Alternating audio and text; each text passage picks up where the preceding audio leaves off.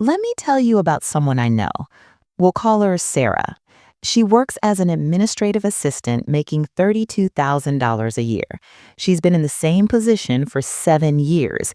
Every year, she gets a small raise, maybe 2%, sometimes 3% if she's lucky. And every year, she tells herself the same thing.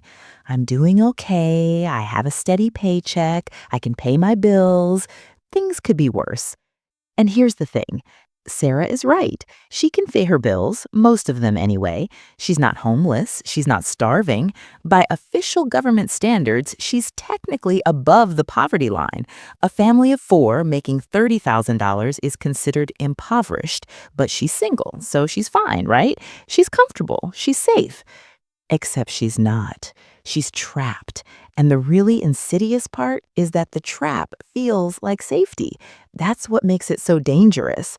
My name is Carla, and I spend way too much time thinking about why people who should be building wealth stay stuck in the same financial position for decades. If you've ever looked at your salary and thought, this is enough, I don't need more, I just want stability, this video is going to make you uncomfortable because I'm going to prove to you that the thing you think is protecting you is actually destroying your future. Make sure to hit that subscribe button and give this video a thumbs up if you're ready to see your comfort zone for what it really is. Here's what most people don't understand about a $30,000 salary. It's not too little that's the problem. If you were making $18,000 a year, you'd be in crisis mode. You know something had to change. You'd be applying for better jobs, looking for side hustles, doing whatever it took to survive. But $30,000? That's just enough to keep you docile. It's just enough to pay rent on a small apartment, just enough to keep your car running, just enough to buy groceries, and maybe have $50 left over at the end of the month. It's survival with the illusion of stability, and that illusion is what kills you. Let me break down the psychology of what's happening here. When you're making around $30,000 a year, your brain enters what I call the safe zone. You're not in immediate danger. You're not getting eviction notices every month. You're not choosing between electricity and food. So your stress levels drop just enough that you stop fighting. You stop looking for opportunities. You stop pushing for raises or promotions because you've convinced yourself that rocking the boat might cost you the little security you have.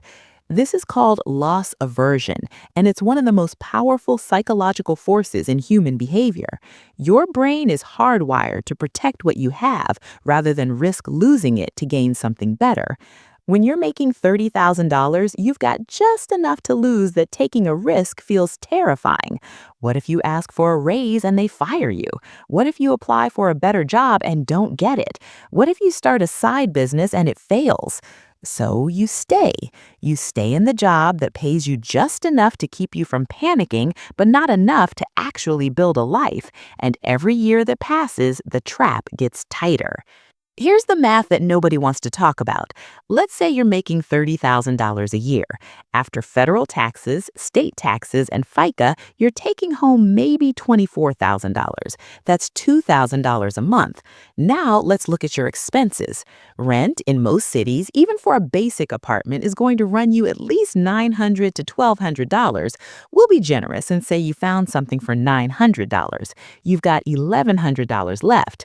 Car payment, insurance, and gas, that's easily $400 a month. Now you're at $700.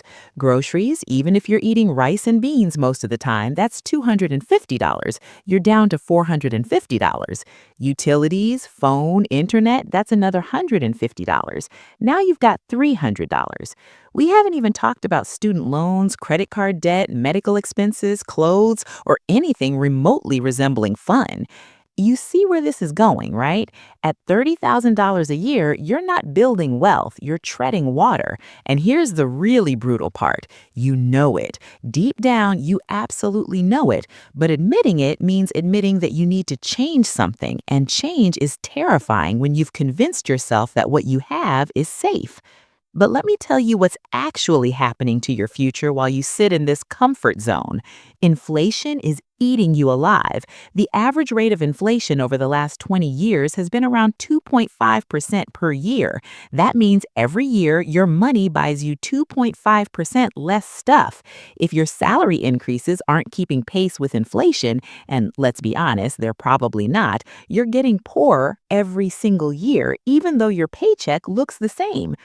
Let's say you stay at $30,000 for the next 10 years. With 2.5% annual inflation, your purchasing power at the end of that decade will be equivalent to making about $23,000 in today's dollars. You didn't get a pay cut on paper, but in reality, you just took a 23% reduction in your standard of living, and you didn't even notice it happening because it was so gradual. Now, let's talk about what you're not doing while you're sitting in your safe $30,000 job. You're not building an emergency fund. You're not investing in retirement. You're not developing new skills that could increase your earning potential. You're not taking risks that could lead to better opportunities. You're in preservation mode, not growth mode. And here's where it gets really dark. The longer you stay in this zone, the harder it becomes to leave. Your resume starts to stagnate. You've been in the same position for years with minimal growth. Potential employers look at that and wonder why. Your skills become outdated because you're not being challenged. Your confidence erodes because you haven't proven to yourself that you can do anything more than what you're currently doing. You become, in essence, trapped by your own inertia. The thing you thought was safe becomes a prison. I want to tell you about what happens to people who break out of this trap because I've seen it. They don't double their income overnight. They don't win the lottery or inherit money from a rich uncle. What they do is make one uncomfortable decision. They ask for the raise they've been avoiding. They apply for the job that feels slightly out of their league. They start the side hustle they've been thinking about for years. They invest in the certification or course that could open new doors. And here's what's fascinating. Once they make that first uncomfortable move, something shifts. They realize that the fear was worse than the reality. They discover that employers actually value people who advocate for themselves. They find out that they're more capable than they thought.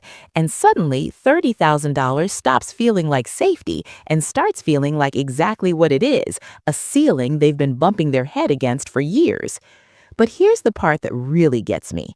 The people who stay stuck at $30,000 aren't lazy. They're not stupid. They're not unmotivated. They're scared. And the economy, the system, whatever you want to call it, has figured out exactly how to weaponize that fear. Pay people just enough that they don't revolt, just enough that they don't take risks, just enough that they stay grateful for what they have instead of demanding what they deserve.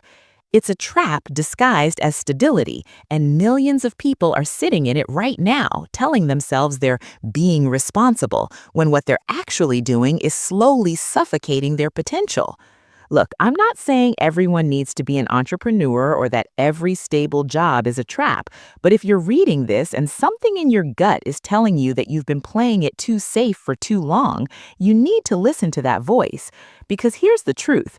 The thing that feels safe right now, that $30,000 salary, that stable job, that predictable routine, it's not actually protecting you from risk. It's just making you feel comfortable while the world changes around you, while inflation chips away at your purchasing power, while opportunities pass you by, while younger, hungrier people take the risks you're too afraid to take. Real security doesn't come from a steady paycheck that barely covers your bills. Real security comes from building skills that make you valuable in the marketplace.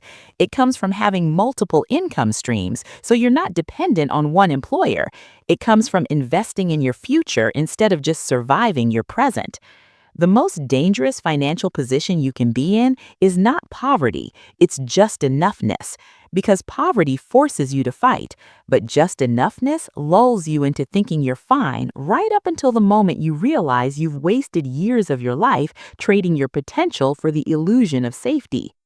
If you're making around $30,000 and you've been telling yourself it's enough, I want you to do something. I want you to calculate what your life will look like in 10 years if nothing changes. Not in some optimistic fantasy where everything magically gets better, but in reality, accounting for inflation, accounting for your rent going up, accounting for the fact that cars break down and medical emergencies happen. When you do that math, you'll see what I'm talking about. You'll see that what feels like stability is actually a slow slide backward. And once you see it, you can't unsee it. The question then becomes, what are you going to do about it? Are you going to stay comfortable, or are you going to get uncomfortable in the service of actually building something? Because here's the final truth: comfort is not the same as security, and sometimes the most dangerous thing you can do is do nothing at all. If this video made you question whether your salary is actually serving you or trapping you, hit that like button and subscribe for more content that challenges how you think about money. And if you're ready to stop playing it safe and start building real wealth, I'll see you in the next one.